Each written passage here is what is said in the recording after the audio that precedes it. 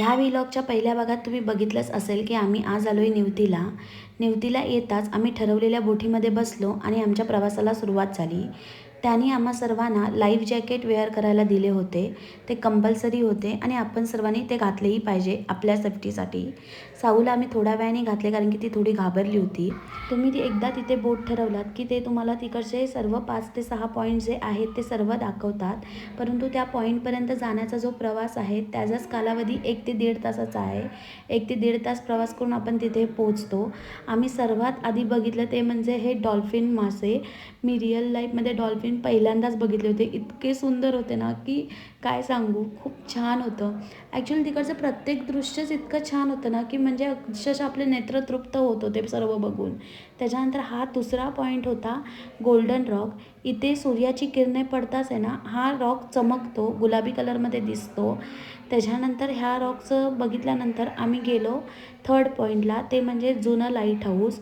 Actually जुनं light house आणि नवीन light हाऊसच्या मधूनच आम्ही गेलो होतो.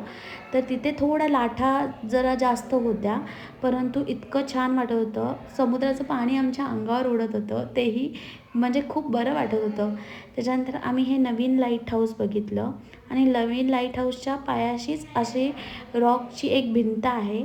तर तिथेही त्यांनी आम्हाला नेलं होतं. तिथे आम्ही थोडे फोटोज व्हिडिओज काढले सर्वांनी.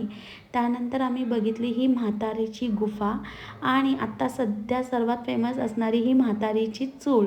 हे बघितल्याशिवाय तुमची ही ट्रीप परिपूर्ण नाही असं म्हणायला काही हरकत नाही. त्यानंतर आम्ही सीगल बर्ड्स बघितले, खूप सारे होते तिथे आणि आम्हीचा परतीचा प्रवास चालू झाला. आता लाटा मात्र थोड्या जास्त मारत होत्या आणि मलाही भीती वाटत होती खरं सांगू तर, कारण की पहिल्यांदाच मीही हे सर्व एक्सपिरियन्स करत होते. मग सनसेट घेऊन आम्ही निघालो घरी यायला. घरी येता येता आम्हाला जवळपास संध्याकाळ झालीच होती. आज जो लाईफमध्ये मी एक्सपिरियन्स घेतला आहे ना तो मी कधीच विसरू शकत नाही खरं सांगू तर. इतकं सुंदर होतं ना ते सर्व, म्हणजे तिकडून आल्यानंतरही तेच डोळ्यासमोर डोक्यात दिसतंय की इतकं छान होतं सर्व. मी खूप सारे फोटोज व्हिडिओज काढलेत, तेही मी लवकरच पोस्ट करेन. पण आता सध्या ट्रॅव्हलिंगमध्ये असल्यामुळे मला काय काय गोष्टी जमत नाही आहेत. तुम्हीही नक्की एकदा निवतीला जा आणि बघा. आपलं कोकण इतकं सुंदर आहे ना, इतकं सुंदर की ते शब्दात सांगणं इम्पॉसिबल आहे. हे सर्व होईपर्यंतच 9 वाजले होते. मग आम्ही पटकन डिनर करून घेतला. उद्या सकाळी आम्हाला लवकर उठायचं होतं आणि साऊबरोबर थोडा मी टाईमपास घेतला. असा होता माझा आजचा दिवस.